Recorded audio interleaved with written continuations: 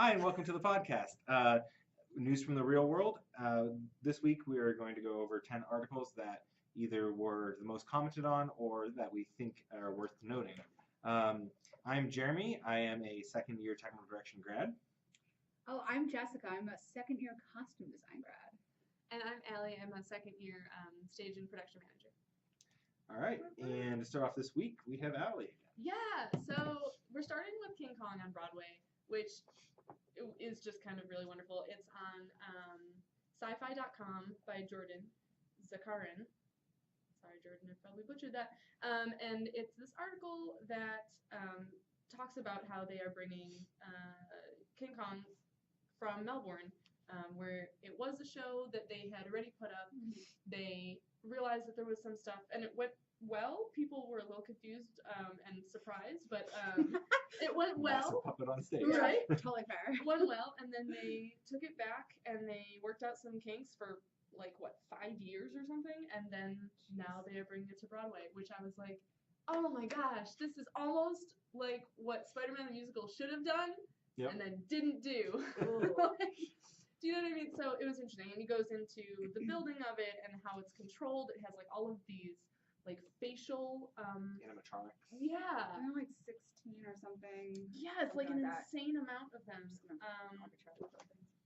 Face alone is powered by 15 industrial servo motors, and there's remote control operators and all this stuff, and they have a rule of you have to be focusing on at least 3 different types of movement at the same time to make it look like it's real. That way it's not jerky stop motion, essentially. Right. And organic. And then and they talked about how it was very important coming back to New York. This is the first time that New Yorkers are seeing, they know the story. It's such a story of their location, but the first time they're actually seeing that character on stage. And then they talk about his co-stars and how they're doing that a little bit differently. The lead, I don't know the story of King Kong that well. The girl. It's okay. She gets kidnapped by a monkey. Yeah, the super sexy. And Darrow, there we go. Yeah. She's very different in this one. And they interview her, and it's great. And it just sounds really lovely. But really, what Spider-Man the Musical peeps should have done. Yeah. It's having that long incubation period to actually let the creative process and the troubleshooting actually happen. I think in this we're seeing it paying off, essentially. We're also seeing a lot more works nowadays, I think, with a lot more puppetry or animatronics being involved with the stage. For instance, big one recently was Warhorse that came through a few years ago, and how that changed everything with all the puppetry on stage. Yeah. So I think there's an increase in the curiosity to see what we can do with that now that the motors are getting smaller, little things, that we can tinker with a little bit more. So I mean, if people haven't watched the video on this article, link to it, it's amazing. Just looking at the way the facial structure moves and how he does so smoothly operates, and she lays in his hand, and I mean, I couldn't imagine being an actor and also trying to do rehearsal with a puppet like this. So I think that's such an interesting new process too. Yeah. Well, you're rehearsing hopefully with the people that are inside controlling the puppet. Is that? Oh my goodness. And or actually programming and controlling the puppet. No, because they had 2 rehearsals going on at the same time. So they had the tech rehearsals happening at the same time as the rehearsals. And so they mentioned in here someone stood in, one person stood in to be her her double, essentially. Kong type of her King Kong. But the fact that they had that technology in rehearsal to just work through that. It's a crazy level of engineering and I think craftsmanship that it just bridges so many different worlds. I think that's such a great thing that theater is also, or there's an opportunity in theater to explore that and really kind of make something magical. Yeah, for people. it's crazy because it moves. You're basically having to teach something that is an inanimate object how to move like a human. Because you go to pick up a pen and you move 6 different joints and twist it just enough in order to make that happen. So in order to trace that movement back to the whole system, mind-boggling at times. But clearly they made did it work well because even the director was like just talking about him like he was like just like an actor, like I literally can't imagine. Just like, what are you doing? Yeah, the video, I mean, just blew me away. I was like amazed by it. It looks beautiful. Yeah. Yeah. So definitely a fun thing, and I really hope that this goes well. I'd be down to see it. Mm-hmm. Yeah. If anything, just to be like, oh my god, what did they do on stage? Like, that's crazy. Like, not to pay attention to anything else. Yeah. Right. yeah. Sorry, I know. Story's fine. Yeah. It was good. Look at that really Look at the cool. gorilla. Like, Oh oh my shit, gosh. that's crazy. Yeah. But yeah, so just fun thing to start off with. Yeah. So Oh man, well speaking of like crazy, I guess craft things, we're gonna move on to working in the theater at Wigs. I enjoy this as like a talked about thing because I just think it's very strange. You guys are all strange and I love it. It's by Stage Direction, so stagedirections.com, and then it just doesn't have an author, so that's fair. But basically, it's a really great video of Paul Huntley talking about like his career and like how he deals with wig building and how he pulled this sort of technique from the UK, I believe it is, over into New York City. And I was actually in part of it. He was talking about how like people using a little bit of hair, like with wigs, you think that you would put like a lot of hair into it to make it look real because you're like covering something and you're like building sort of this architectural thing on top of someone's head and like covering a mic pack. But he uses a little amount of hair, so when you're looking at it, it does look like Hugh Hansen was telling me this. I will shout him out on that. But he was saying that looking at the hair from above, you're like, this wig is totally bald, but then on stage, you're like, wow, that is so natural looking. And I would say that a wig is very important as far as like costume design, if it is part of your design, because it really helps to solidify the character. Like when you wake up in the morning, how you do your hair, how you do your makeup, what you put on, it really pulls the whole ensemble together, even if it's just like sweatpants and like pair, sweatshirt or whatever. But I think it helps an actor really transition. Like it's that final step into that transition. But in general, it was great. He's a character, like a total character. oh my god. Like my favorite quote is like, when they offer me a job, I tell them I'm too old and too rich. And I was like, yeah, same, totally. I can hashtag goals. He was like, and now I know I ask for royalties. And Yeah. I ask for it because I like, what did you say? It's Like, great. I deserve No, it. it's like royalties, designer fees. Like, listen to him if you want to hear about like how to make money off of your craft. Yeah. It's kind of genius. But yeah. Yeah, and it's surprising to see what theaters prioritize as far as the priority that they place on wigs. Like if they're putting effort and basically putting their money where their mouth is, Totally. and putting financing behind the wigs work, you can tell that their goal is really that higher level of finished production. Oh yeah. I mean, there's definitely like I always say that there's a connection between a costume shop and a couture shop. You're really making one of a kind, high-end pieces for these actors, and this is like a craft. It's a craft that's dying. It's a craft that really stays alive for Broadway. It's similar to like shoemaking or all the things that really go into making clothes that are individualized and just With like specialty skills. Exactly. And I think that that's really says something to theater too, as well as being again like another place for these crafts to really like have a home and constantly be worked on. If there's a demand for it, people are still going to learn how to make wigs or how to make shoes or how to make clothes by hand. Like, I think that appreciation and that craftsmanship is so important. Yeah. No, I mean, it was beautiful when I was watching, because like I knew from the summer I had learned a little bit more about wigs from our amazing hair and makeup designer. But I didn't know, like, watching her pull one hair at a time. It would drive me crazy. Oh my goodness. Yeah, ventilating makes you go cross-eyed. I can't believe the patience that people have. Like, I'm currently working on the Wigs for Figaro. What up? And just living my best life in the dungeons of the Ralph Theater. And but like, the wig has so much hair on it, and I'm sitting here, I'm trying to figure out how to like make it work for each actor, and you're making 2 wigs for 2 different people because it's double cast, and it really is a process and an art form that like I personally am like, oh my god. And there's very few schools that are actually teaching it. Yeah, luckily we get to do it for AI, or if like it's something that you're interested in, Tia is very open to like having a conversation about letting you put your hands on it. So I think that that's really great because it is a specialized art form. I have a friend who works at the Met and just only does the wigs, and it's amazing. I mean, the work they do is amazing, and you're just like, done. I don't think I could ever focus on it. I think it's amazing. He mentioned, and I wanted to know your opinion on this. He Yeah, mentioned totally. that like no, seriously, because like he said that at least on Broadway, pretty much everyone is in wigs. Mm-hmm. Yeah.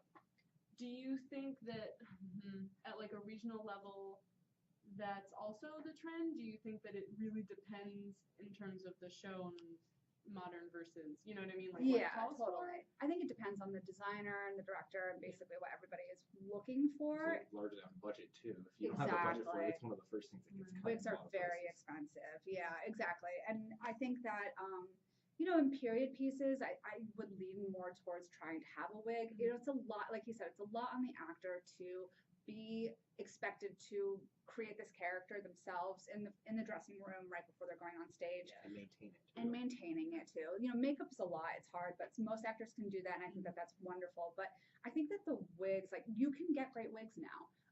You know, cosplayers like have just sort of permeated this created this environment for wig makers to really up the scale. So what you used to be able to get on Amazon like 3 or 4 years ago, which is pure garbage, now you can get like certain other places that like Art of Wigs is great, or Epic Cosplay. There's a few other ones too, but you get great wigs, and if you know how to like ventilate or like pull some hair out of it to make it more realistic, you can, or you can easily set and style it. There's amazing YouTube videos. So I feel like if that's something you want in your show, you can work into budget or you can talk to about it. But I think it really helps tell a story when you're in period as well. Like, you know, the hair in the 50s and the 40s and the 30s, 20s, all of that. It was so specific, and it works towards that person. And you're not going to expect your actor to just like chop her hair off just because she's play. You know what I mean? So, you know, like, unless hey, you can pay for that.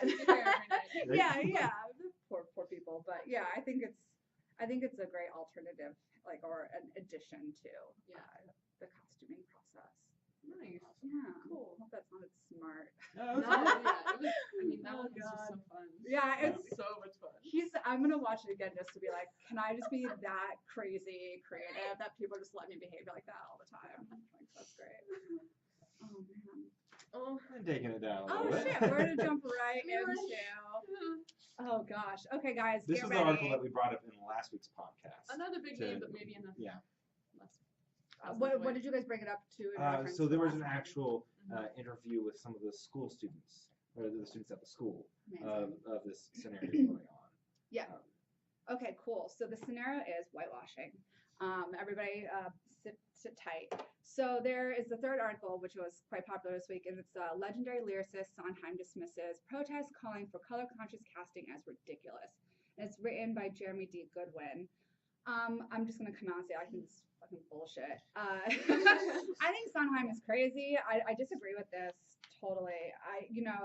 So Damon and I were having an interesting conversation about like casting in general last week, and we were talking about, you know, there are roles that are written that anybody can play.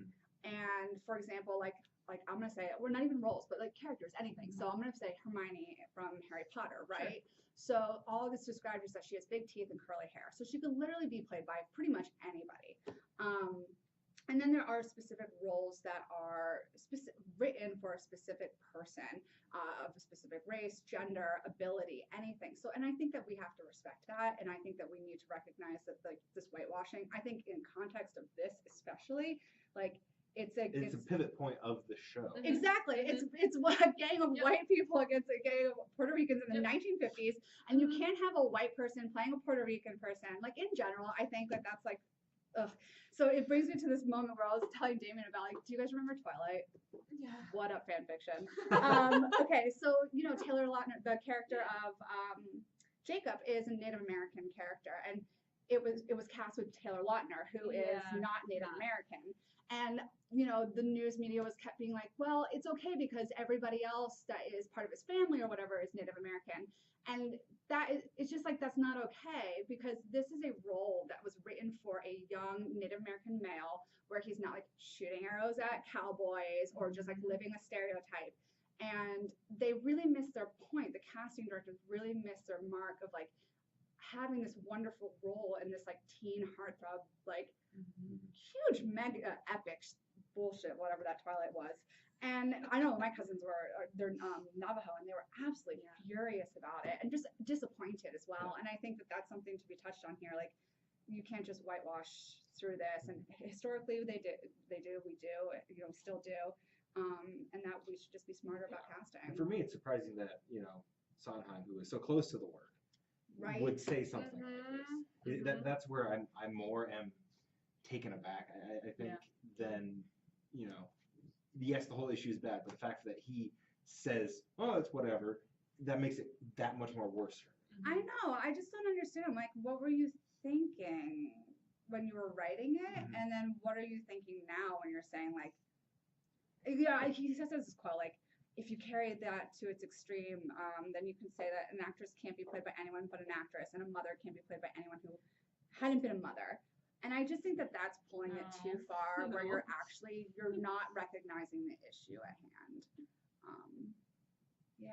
And I think that's more than anything. It's like the issue is not actually being addressed. Like you're being, I don't even know if it's like defensive of his own. Like I don't get it. But I don't understand why, like you said, because he's so close to it, because he's in that industry, why he's not understanding this. And you're right. Like this is historically. I remember. Okay. Oh, let's do it. Oh God. Yeah. So I'm the youngest of 5.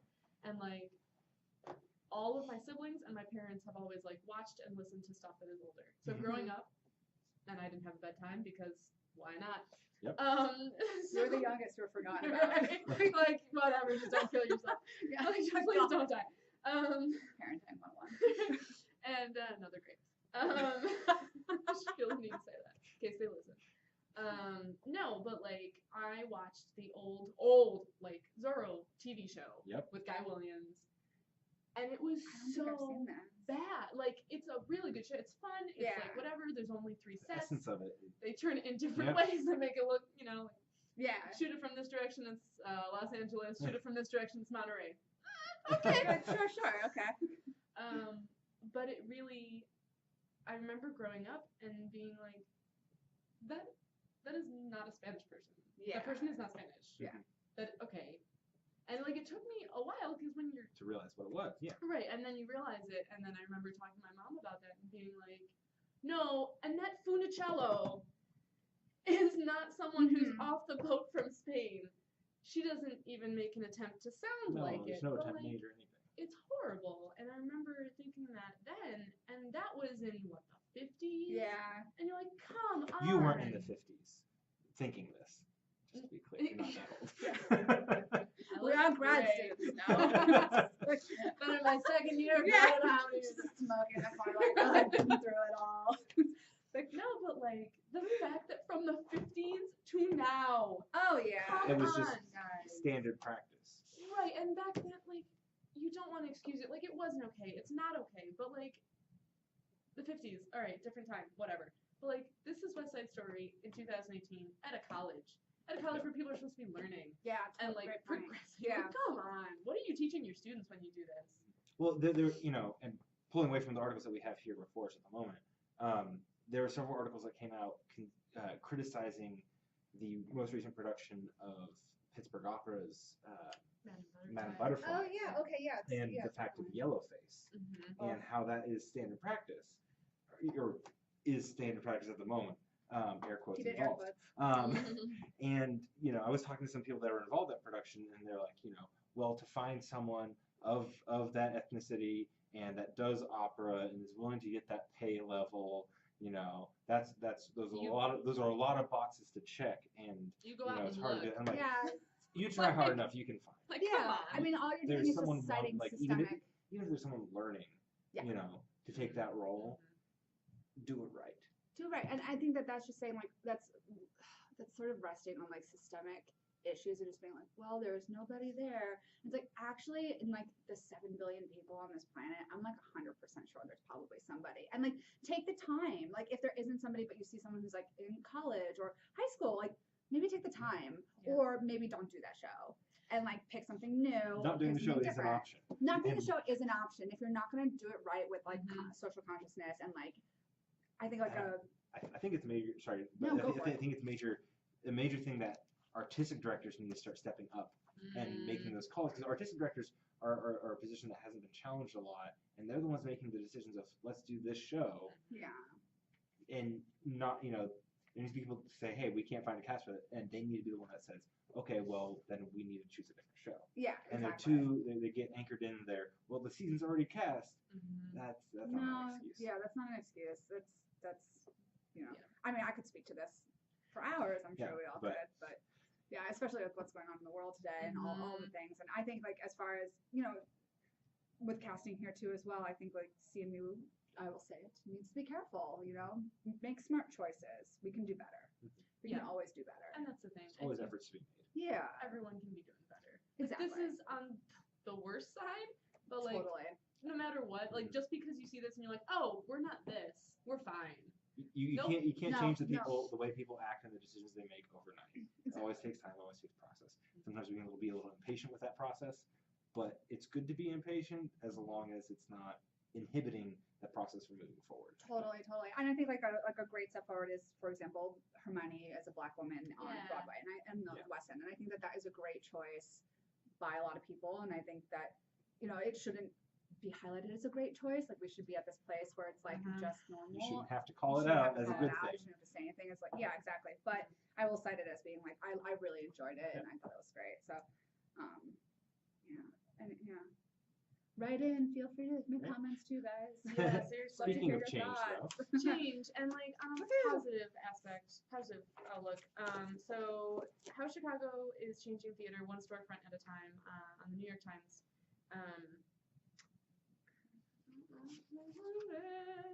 I don't have that. It's okay, it's on the New York Times. Jesse Green, maybe, sure. So talks about The Den, which is a series of what was storefronts in Chicago, and now it's 5 different theater spaces, which is really kind of cool. That sounds great. Right? And Yeah. like they're different sizes and they're for different things. And the writer talks about how, you have like Chicago's like not institutionalized, but like they're like resident, like big name, like Steppenwolf and Mhm. Chicago Shakes and stuff like that. And that's great. But and what I liked that was said at the end of the article was like, yeah, you know what? But they started as this too, which I actually did not know. Don't forget where they came from. Right. Mhm. Most of the big theaters started as storefronts.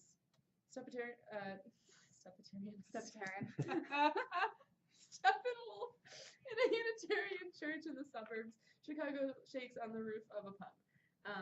So it's really cool I'd how love to see that. right and Right. like I don't know, I kind of like that a little bit better. And obviously there's more, like as you get bigger as a theater and as you advance, like yes, there's more positives to being in a space that you have that stays and that you can do stuff with and you have sponsors and that's really great. But just the feeling of being in a storefront, like as Caroline or Change is one of the pieces that he saw, and it's like it's a musical written by Tony Kushner, and it's about a Black maid working for a Jewish family in Louisiana in 1963.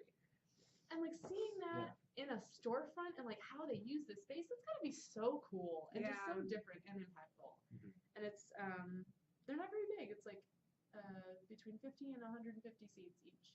So it's like really intimate. And you can, casual. yeah. It gives you that opportunity to truly like connect on a different level, I think, Right. because it feels so much more personal at that moment. And like I think that's really powerful that you can do that in, I don't want to say a positive and negative because those are the wrong types of words, but like one of the pieces In an uplifting way, I think. uplifting, but like one of the pieces really challenges its audience, and because you have such a small audience, it's like you're not escaping this. Yeah. That's interesting. It confronts the issue. Yeah. One of them, Red Tape Theater, which performed in Children's Shoe Store, started with where was it? Oh shoot, I'm gonna get it wrong. It started with all of their entire cast, which was all African American, on the front of the stage, as like a traveling minstrel show. Oof. Right. And then Yeah. it went from there, and it was like, I think that's really powerful, where it's like it's not gonna let you escape, and this is what you're here to see and to experience, and I don't know, I think the space can work really well in a new way that the audience isn't expecting, and a really powerful way. I feel like it gives it this like little renegade quality to it, where like you're like we're making art, like we want to make art. There's no stigma on it, like oh big theater, big show sort of thing. Like we can kind of experiment and interact, like you said, with the audience in a whole new way. I think that's so interesting. It's like kind of when you're like in Second Ave theater down in the city, and you're just like, I don't know what I'm gonna go in and see. I'm not sure what this experience is gonna be like, but you do leave transformed. I think maybe more so than sometimes some bigger shows that you end up going to see because it's such a process, maybe. Or I think that's really great. There was an interesting line in here too. If I find it, I'll cite it. But no, but you're right. It's just like I like the idea that you don't know what you're gonna see, right? Yeah, or what you're gonna experience. A little bit of a surprise. Yeah. It catches you off guard, I think, in a good way. Because too often, I mean, there are times where if I'm going to see a show and I know what the show is, I'm going to do a little research into that show. Because I think doing research into a known work is good, so you have an understanding of where it's come from and what they're trying to say versus necessarily how it might be presented in that show. Because then that can highlight different aspects of that show. But not knowing it, I think, leaves a little bit to be, surprised by. Yeah. Which is good. I think it's like any way to get people in and experience this. I think experience theater or performances in any sort of capacity, I think is really great. And challenging your audience to view it in a new way, to interact with each other, maybe to be in a lit room where you can see everyone's reactions versus like at home in the dark, like watching Netflix by yourself, like totally different experiences. So not that I do that by myself. Well, no, but we all do. I didn't know what you were saying at first, but then it made me think of like what happens if like the lights are just up on the audience during the show, the whole and time. then, like you can see people's Highlighting reactions, the uncomfortableness. Like I imagine a storefront, so it's like there's like a glass, and so like maybe people from outside can see in, and it's like a performance of a performance of a oh like my god, layers, so many layers. But yeah, so it was really lovely. A really good article, and I'm glad that. Oh, and one of my friends is in it. Oh, that's exciting! Oh, look at that! And I didn't even know. Delayed connection. And like I was reading it, and I saw his picture. I was like, oh my goodness! And so I messaged him on Facebook. I haven't talked to him in years, like literally years. Yeah.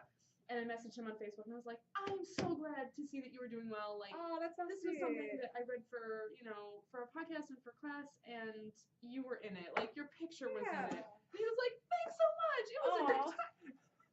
Theater, connections. So many things. Right. The feels. All the feels. Speaking of the feels, and this actually. These transitions are so good. Off the cuff. Yeah. Well, this goes back to another article that we talked about last week, where an actress, was it the last week or was it the week before? It was the week before. Okay. Yep. Just like it's all one day. How long have we been in school? We've been here forever. 11 years. 5/12ths, actually. That's what Hugh told me the other day. 5/12. 5/12ths. Of It's a 12 semester? semesters. Or of a. Yeah, for 3 years, Oh, 12 year. semesters, so we're 5/12ths away from it. Oh, Yeah. I see. There I you see. go. Okay. Don't worry, we're there. We got there. I don't math. Anyway, No. staying on Anyway, topic. back to the topic. What we talked about at some point was another article in which the actress was deaf, and she wrote about how it's really difficult in theater for a deaf actress, and how other people were trying to like blame her for like not hearing For the their problem, calls. Yeah. So, Yeah, it was very weird. This is on a similar vein. It's titled "I'm an Actress and I Have a Learning Disability," written by Mac McDonald on theaternerds.com. And it's this lady who is an actor and a dancer, and she has dyspraxia, which is a common disorder affecting fine and/or gross motor coordination in children and adults. It's a lifelong condition, and she says that it represents, like mental health, it's on a spectrum, so it represents itself in other people, like in people in different ways. Interesting. And what I thought was interesting is she talks about how she was lucky in that a director took the time to help her through stuff, and like she still It takes that one person to take that time to make you think that I can actually really do this. I can learn the way to work around this. And too often, sorry to run off on this, No, but too often Like feelings. I've got many feelings about this, but too often in our current school system, anytime there's a disability of any sort, they're instantly shunted to a special class or something that, treats them as they are, and that's all that they ever will be. Is the thought or the mindset that it's easy to fall into in that environment. And even that it's approached as a disability, like she has a different way of approaching it, like the deaf actress, like she has a different way of approaching the work. I don't think it's like bad. I don't think it's bad. She takes more time with it, I think she's really brave for somebody who has this disability where it affects her motor skills, like to then go ahead and say, I'm going to be a dancer, I'm going to do movement in my life every day. I think that's so amazing. That shows so much to her character, and like I think that probably dancing really helps, probably part of the therapy, physical therapy or whatnot. I'm not actually very familiar with this disease, but I think that she is so brave, and I relate to that fear of like, oh, am I gonna get the steps, and if there's somebody else in the class that's so much better than you. And I think it's also having that advocate, having that friend, like she was saying that she was paired with a really great dance partner that was helping her, and like, and it's part of knowing when you're helping someone or asked to help someone.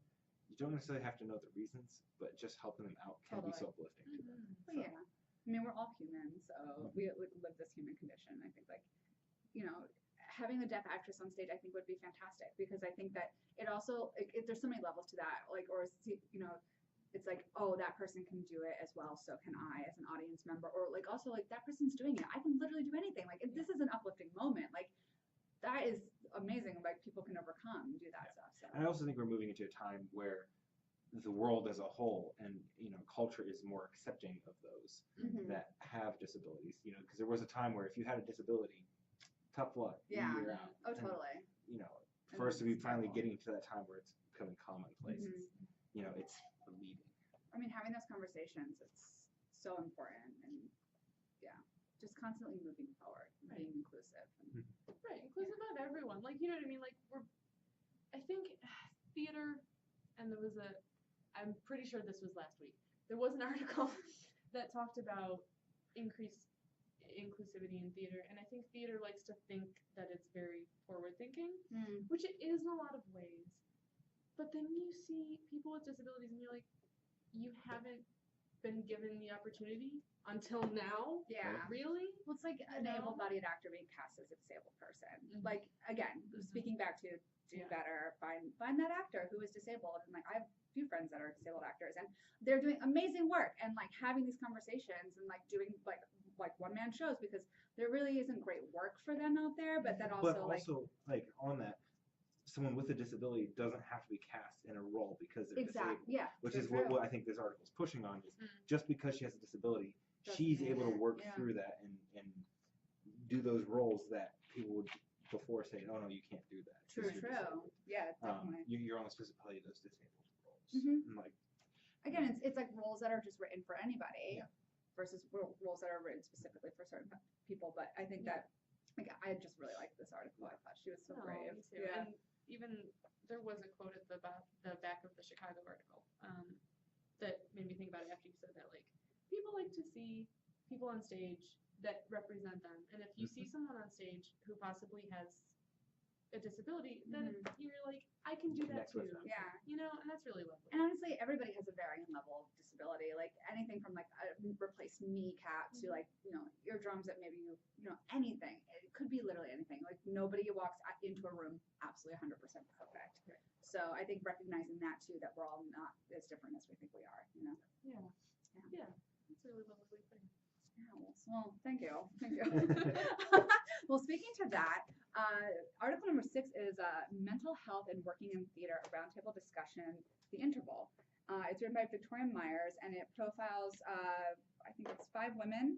It's Laura Lee Gare, who I believe is a CMU alum. Woo, woo. Alexandra Socha, Hallie Pfeiffer, Lauren, I'm going to butcher this, Villegas? I'm so sorry out there. I don't know nothing to say for myself. And Nika Graf Lanzarone. I'm sorry. I'm so sorry. I should have practiced. My apologies, everybody. So it's basically just a roundtable discussion about mental health, and I figured maybe we could have a roundtable discussion ourselves about it. It's such a I hate the word hot topic, but it always comes up multiple times throughout the year. Usually at this time, which is mid-semester, usually at the end of the semester when there's all that stress coming up. And there are several great resources on campus. There are free clinics that you can go to and our wellness advocates too, shouting Yep. them out. They're actually Yes. currently doing something about substance abuse right now, which I think is fantastic. Yeah, I mean, so I'll speak to this to start. I'll open up. Hi, my name's Jess. I suffer with extreme anxiety, and that I deal with it in many different ways. So one is I always keep busy because if I'm a very anxious person, I like to put my energy into things that are productive. Because if I don't, then I will actually probably go out and drink my face off and party or whatever and be super unproductive. And I know this about myself. And so I think that, finding your triggers and really recognizing those, like I was saying to you actually a couple of days ago, I was super depressed. I was really angry. I don't know what was going on. I was just I think I hit that mid-semester slump of being I'm so mad. I just want to go pumpkin picking and I can't do any of this.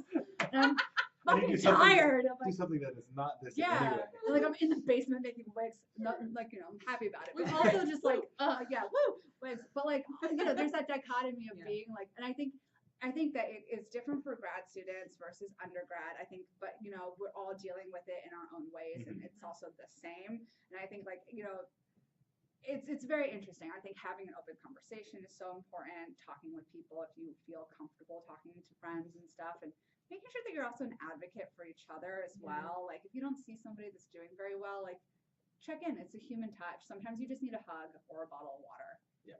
Yeah. Which I mean, I didn't do this consciously. It honestly came out of a very selfish thing of hating it when people just asked, how are you doing? Just as a surface level question. Yeah, a bullshit question. Why would you do that? Yeah. It's a real question. And so I started answering it honestly. And it's actually been really helpful. And this was years ago. And so when I saw you in the hall and you're like, hey, how you doing? I'm I'm just angry. Yeah. And I don't know why. And there's no reason. There's no reason for me to be angry or sad, but I am. I appreciate you saying it too, because I was I feel the same way. I'm so glad we can commiserate.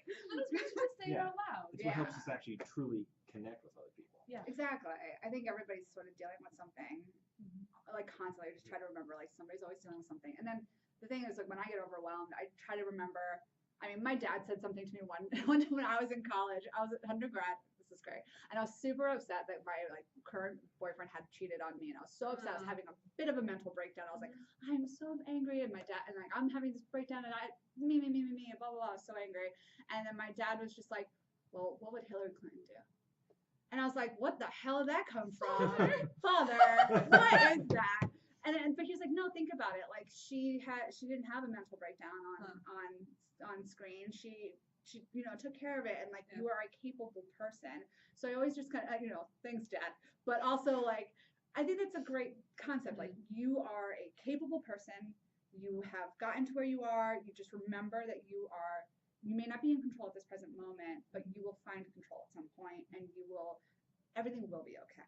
So it's making sure that you just remember that you can take care of it. And if you can't, there are people out there that can help you, and that you are loved and super, super well looked after here. I think we do forget that they do take care of us really well, and that there are great resources too. Yeah. Yeah, and being okay with not being okay. Yes, exactly. And knowing that that's not a permanent state, and that is gonna change. And there are resources, there are people, there are things to help that be better. But it's okay to not be okay for a hot second. Exactly. And even in this article, the ladies were saying I was very active on my social media, and I actually follow Laura Lee. She and I worked on the show 2 years ago, and so I followed her on Instagram, and so I've been seeing her post things about her mental health and having these conversations, and all of the conversations that are now revolving around that. And then to get and read this article, I thought that was really interesting to sort of tie it up and just be oh, this is an interesting side of what I've been viewing as a I think first party viewer or whatnot. And just I think it's really nice to see people talking about it. I think removing the stigma makes it a safer conversation, a safer place for people. So I think that that's very important. All right. Woohoo! Transitioning from that, we have plans for new High School, Exclude a Fly Loft System for its theater. It's by Nicholas Benton, and this is off of scnp.com. And this is talking about a new facility that's being built. It's a $120 million facility. And this is, Falls Church City. Okay. And one of the big complaints is the people are asking the planners of this, of why are we spending $120 million to create a world-class, state-of-the-art high school and think it's acceptable to build a theater that is not fully functional? That's a great question. Yeah, because I mean, so much of what is done in theater consists of things flying in and out or flying. I mean, even just the curtains. Yeah, even just I mean, you have the curtains just hang, but then what do they do? They're Yeah. just open side to side. And it's an interesting topic because they, in here, to argue back to that, they were talking about, oh, well, we can look at solutions like a lot of what Broadway shows are doing with having scenery that comes on and off from the sides, like on wagons, and like, okay, well, you're just gonna you're limiting your design because there's fly system has been around for a long time for a reason. Right. It hasn't come and gone, and it's not a 50-50 if you find it or if you don't in the theater space. 9 times out of 10, it's going to be in the theater space, or they're going to have a low profile like automated system if they don't have room for the weights. And because their big complaint in this is that it will double the height of the space, and that they are not able to facilitate that for some reason. They don't really go spend money everywhere else. They don't go into explaining how where that or why they can't do that extra height. And the thing is like, in order to build that space, that's empty space. Yeah. So it doesn't cost a lot to build this space. The only thing that costs money then is the rigging system that you put in. But if you're spending $120 million, you have that money somewhere in that budget to make that happen. And honestly, like, I think the article pointed out too, like, if you're building a state-of-the-art facility to teach people, you're literally cutting out a huge part of the teaching there of getting rid of this rigging system. Since you said, pretty much every theater has it, and now these kids are going to go through the system, not know what the hell they're doing, and what kind of future professionals are we training? What's that? And then in the complaint, the Virginia Department of Education document for guidelines for school facilities in Virginia public schools states fly lofts and orchestra pits are strongly discouraged for safety reasons, and they don't go to explain that any further than that. If you do it without safety precautions, if you don't do it safely, Right. But that's also like the teaching. Come on. And that's part of the thing. Is like, that is a job. There's someone's job, as a theater professional, is as the technical director of that space or the supervisor of that space. That is someone's job. So you're essentially trying to make it a job-free space by having the drama teacher that may not necessarily know anything. I'm sure there are drama teachers out there that know a lot about flying systems, But you can't rely on that. But you can't rely on that. You have to have someone specialized skills in that space. And essentially what this is that's getting rid of that job because, they don't see it as a need for that space. So they're basically just building like a school gym for like. It'll basically essentially be a So, like, auditorium space with That's ridiculous. things that roll on. But that's what they're saying too. Is like this space is also going to be used by the ballet, community theaters, like, and this. So then you're they won't use it because That's the they thing. need that. And so so what's the point of building it if you're not going to build it right? Yeah. And like taking state of the art, get all the toys, like Exactly. do the thing, like Also, have fun with it, and like teach people the right way to be. exactly. They're not going to learn. They're not going to learn, and then they're not going to learn safety either, which is so important. It's I mean, the first time they'll ever encounter is if they go out in the real world and then they see it, or if they are fortunate enough in this day and age to go to college. or to get an internship as Yeah. well. Talk about fortunate enough, so that seems stupid. Yeah. I'm glad that people are. I hope there's enough pushback on this that change is made, and I would like to look future, and We should see where follow this it, sorry. goes and follow this one up. But it hurts. Also, am I crazy? I've seen theaters that are not very tall that have flying systems. Am I insane? No, you're not insane. Okay. No, you're not wrong either. Like- I have the same feeling. You compromise on your height of your opening a little bit, but if you have a 20-foot opening, you need like a 45-foot grid so that you can get things all the way out of the way, and you're usually fine. As long as you're using borders, you're fine. Yeah. 45 feet is not that tall. Nope.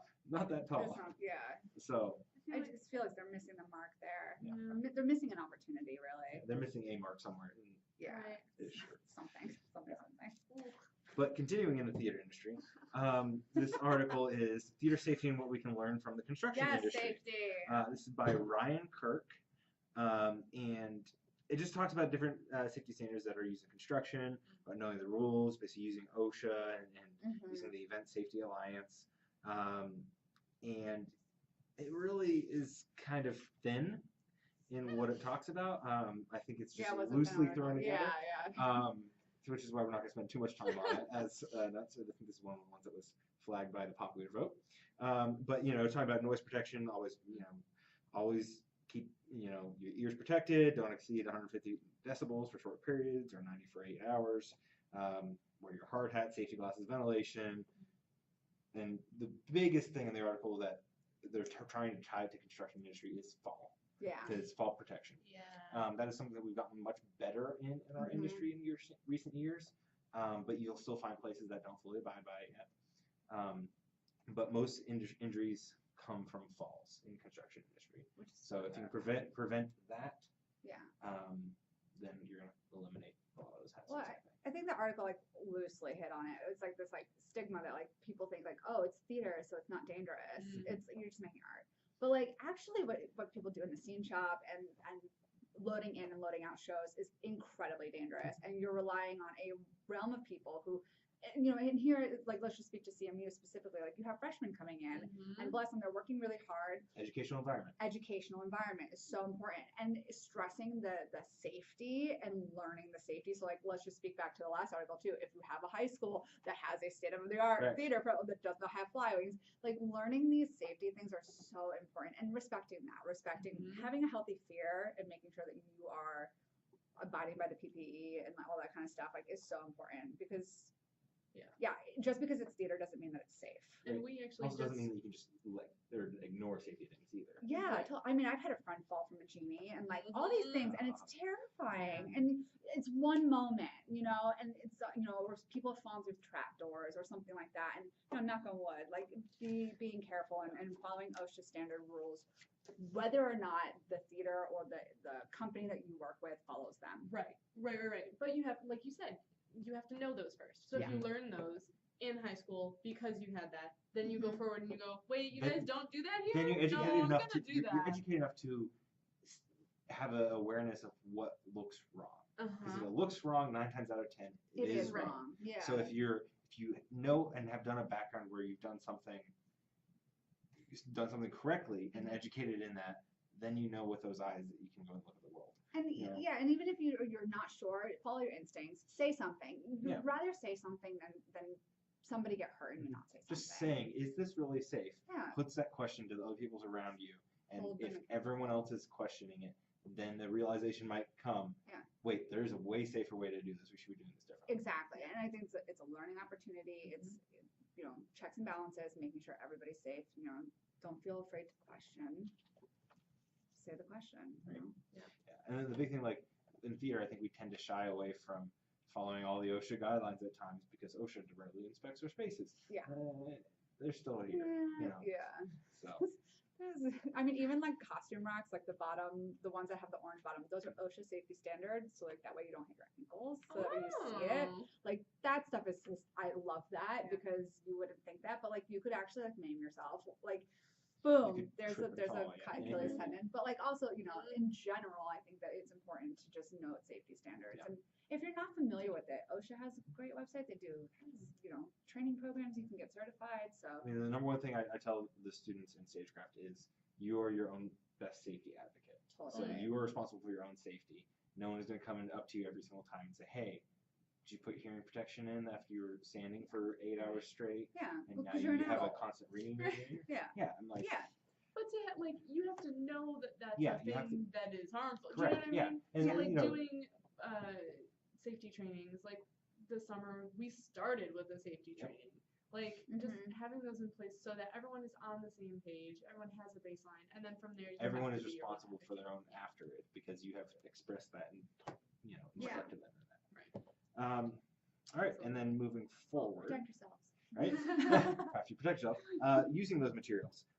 So this is your role in the responsible and sustainable hardwood supply chain. This is by Northwest Hardwoods at woodworkingnetwork.com. That's a mouthful. That is a website. Right? So Woodworking Network.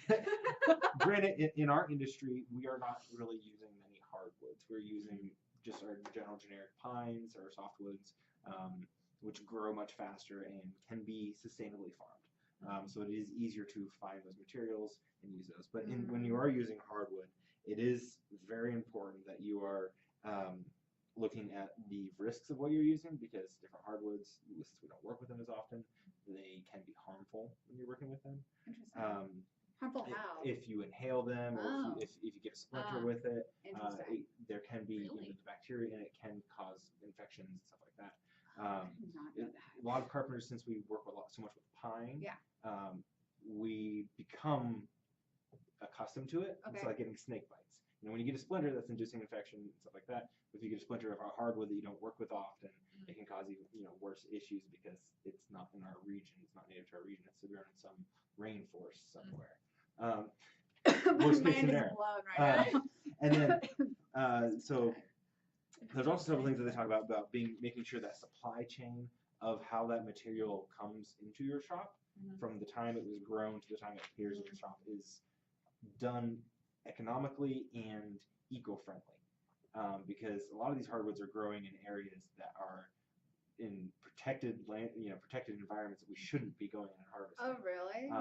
So you have to be mindful that yes, this is there's several different certifications in FSC and a PEFC certified, and those are different programs, regulatory agencies that supervise that to make sure that it is a sustainably farmed or kept resource. That it's not someone just chopping this down and selling it to someone else for a few $1,000s as a tree, and then it appears at the factory and they're like, oh, we don't know where it came from. Just like off the boat. Yeah, just off the boat. Take it out of my truck, Jimbo. And so make sure that those American or exotic hardwoods are being treated nicely because we want to have them around for a while. So here's a question: do you think that theater generally could be sustainable? Or should we work toward more so? Like, we talked about this in colloquium and stuff, but and that's why the FSC requirement is a major one in this country. Okay. There are some places advertise that they're completely FSC compliant. Other places don't advertise anything about it. You have to call them and ask them. Sometimes they are, sometimes they're not, and sometimes like with the plywood or the Luan or any of the sheet goods, they might not be, but with the stick lumber they are. Okay. Which is like during our summer stock, I have ability to control the purchasing of our materials, and that's why I tend to favor the one that is FSC compliant. And surprisingly not, they're actually the cheapest too. So it's not that much of a hard choice. Because they get tax breaks and all that kind of stuff, which I think is great. You're supporting the system. Hopefully it's because more people are also putting that as a priority, and so there's more demand. For specifically that, or that price point attracts them to be unwilling or unknowingly more compliant. Right. Totally. Which is Nice. Yeah. I think it's definitely possible, and I think it's definitely something that theater in general can work towards. But in general, don't use hardwood in theater unless you absolutely have to. It takes a long time to grow. Do you not use hardwood even if you're doing like long tours and stuff like that? No, you don't usually use hardwood really at all in scenic construction. Okay. And prop construction or furniture making, yes. Sure. Because I think it's different. Somebody has to sit on it or differently. use it. And maybe the hardest wood will go is like we're doing like maple or mahogany cabinets or something like that for like the road case, something that's gonna get beat to life. I love being surrounded by rich mahogany. But on most of the sets, there's no color reason. Yeah, that makes sense. Don't use hardwoods if you can get away with it. You can fake a paint treatment a lot better than you can actually use the real hardwood and then paint it and look 10 feet away and it looks the same. And that makes sense. As long as it's non-toxic paint. Right? Different subject. That makes sense with props too, because that is more that's gonna get used more and more often and like for a longer period of time. Also, it's in really But yeah, people love other things. smaller, more delicate things of like spindles of chairs. Those need to be a harder wood, so the break is easy. But a lot of times we work around it. So. Yeah. Well, our last article is just something fun. Yeah. It's just a fun like. Just on point for the. Right, Halloween. I don't know if anybody else noticed this, but we have a podcast on Halloween. Do we really? We do because it's a Wednesday. Oh, it's a Wednesday? So we have to Dress up! I'll be back for that one. Yeah. Definitely. I mean, unless I get super hate mail and then I'm never coming back. I'm going to see people in the hallway like, fuck you, Jess. What the hell are you talking about? I tried, guys. Tried really I tried so hard. No, we can definitely all dress up for that. Like, come on. Oh, yeah, no, definitely.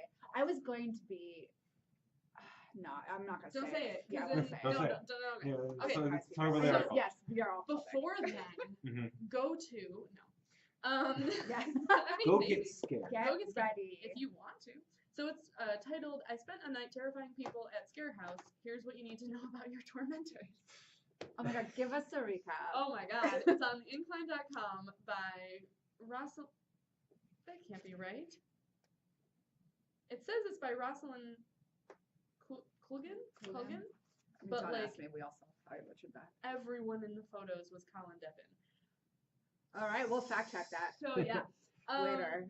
But from his perspective, he went and basically shadowed and then took part in this ScareHouse and like went to with the actors to get makeup done beforehand and like interviewed them. It.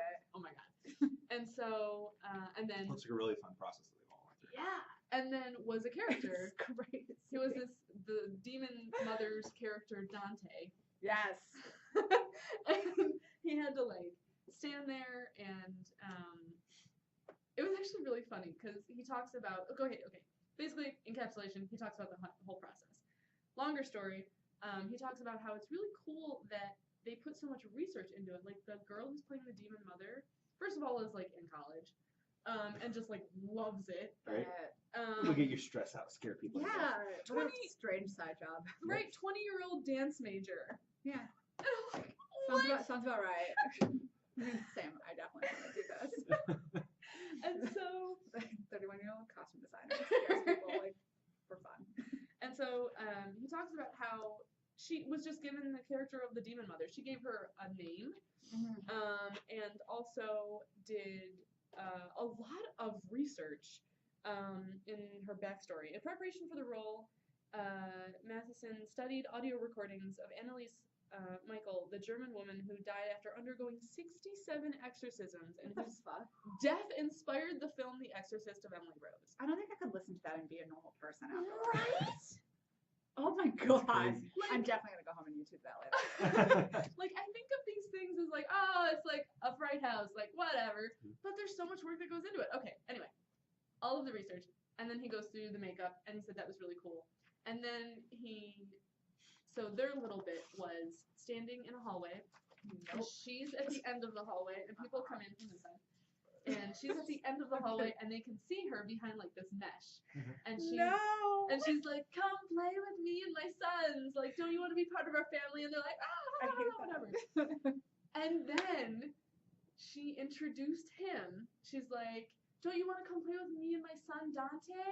And he's like supposed to like lurch out at them, and they're like, "Ah!" Yeah. And the first time he did it was funny because he hit his head on a pipe. Oh no! He was like trying to be like all in character and like looking down and like blending into the wall. Totally. And then didn't look up in time and just like lurched forward without looking Oh up. no! And like hit the pipe and like his hood fell back and people were like, They're like, what happened? The scares was ruined. Are you okay? right? But then it was interesting because he talked about how afterwards he like got more into character and like thought about what he could do and like practiced it in between like full character development. Really Yeah. though. You just get to I practice love and practice. And talked about that and how she got more into character and everything. And by the end of the night, he was like, my ears were ringing because there's just like this loop of like screams and screams and like metal chains Oh dragging my and like high God. pitched like whatever, and he's like, How do you detox from that? Because you have to have that sound playback. yeah. Really. Oh my goodness. But he said at the end of the night, and he's not a person who likes horror and like fright houses, but he said at the end of the night he left and he just wanted to go back in. I was like, good That's for awesome. you, That's dude. great. I mean, I love me a good scary haunted house, so I appreciate that people put that much effort into it. Right. Yeah. So it was really cool. It's just fun. Yeah. It's like, Good. Yeah. go get scared. Go get But scared. please don't scare me in the Right. hallway. I'm not about that Don't shit. unwillingly Yeah. scare other people. He did say it was funny that some of his people just didn't want to play along. So like, Ask before you scare. right, someone True. Yeah. when she was like, hey, do you want to join like my son, Yeah. like, me and my family? She's like, nope. One person was like, no, thank you. No, that's so And polite. I'm just like, no, whatever. And like one person was like, oh, like that's a real dude. I think the way people react are really funny. Yeah. She was saying like even people. I don't know. Read the article, guys. It's great. All right. Go experience ScareHouse. Well, have a great week, and we'll join us next week for 10 more.